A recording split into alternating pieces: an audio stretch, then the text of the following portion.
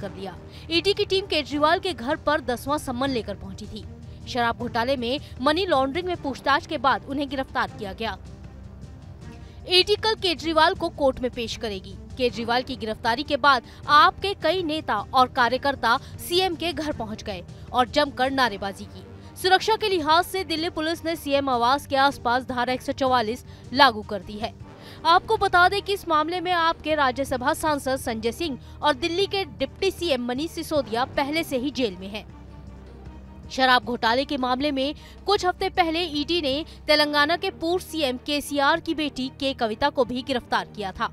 वहीं कुछ दिन पहले अरविंद केजरीवाल ने बीजेपी पर तंज कसते हुए कहा था कि बीजेपी अगर ईडी और पीएमएलए की धारा 45 को खत्म कर दे तो आधी पार्टी बीजेपी छोड़कर चली जाएगी।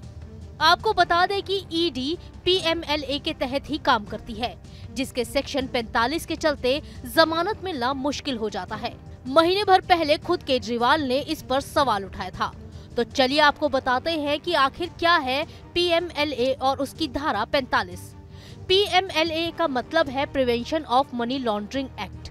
साल 2002 में धन संशोधन निवारण अधिनियम यानी पीएमएलए को पारित किया गया था। उसके बाद 1 जुलाई 2005 में इस अधिनियम को लागू कर दिया गया। इस एक्ट का मुख्य उद्देश्य मनी लॉन्ड्रिंग को रोकना है। इसके अलावा इस एक्ट का मकसद आर्थिक अपराधों में काले धन के इस्तेमाल को रोकना, मनी लॉन्ड्रिंग में शामिल या उससे मिली संपत्ति को जब्त करना और मनी लॉन्ड्रिंग से जुड़े दूसरे अपराधों पर अंकुश लगाना है। पीएमएलए की धारा 45 के तहत पीएमएलए के अंदर आने वाले सभी अपराध संज्ञेय और गैर जमानती होंगे, जिससे ईडी को कुछ शर्तों के अधीन बिना किसी वारंट के आरोपी को गिरफ्तार करने का अधिकार होगा। इस एक्ट के अंतर्गत अपराधों की जांच की जिम्मेदारी ईडी की है। अब आपको बताते हैं कि मनी लॉन्ड्रिंग क्या है। तो आसान भाषा में कहें तो मनी लॉन्ड्रिंग का मतलब है गैर कानूनी तरीकों से कमाए गए पैसों को लीगल तरीके से कमाए गए धन के रूप में बदलना।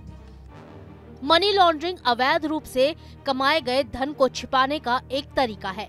इस प्रकार के गैर कानूनी धन की हेराफेरी करने वाले व्यक्ति को लाउंडर कहा जाता है। दरअसल कुछ दिन पहले दिल्ली के सीएम अरविंद केजरीवाल लंच के लिए राज्यसभा सांसद अभिषेक मनु सिंघवी के घर पहुंचे थे।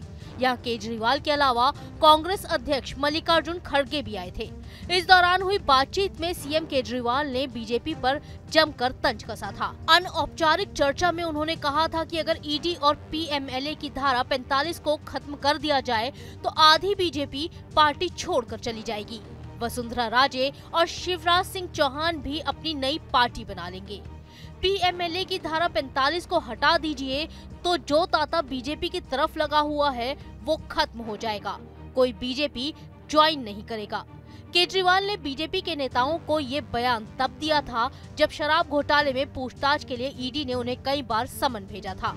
लेकिन अब शराब घोटाले में मनी लॉन्ड्रिंग एक्ट के तहत ही ईडी ने सीएम केजरीवाल को गिरफ्तार किया है।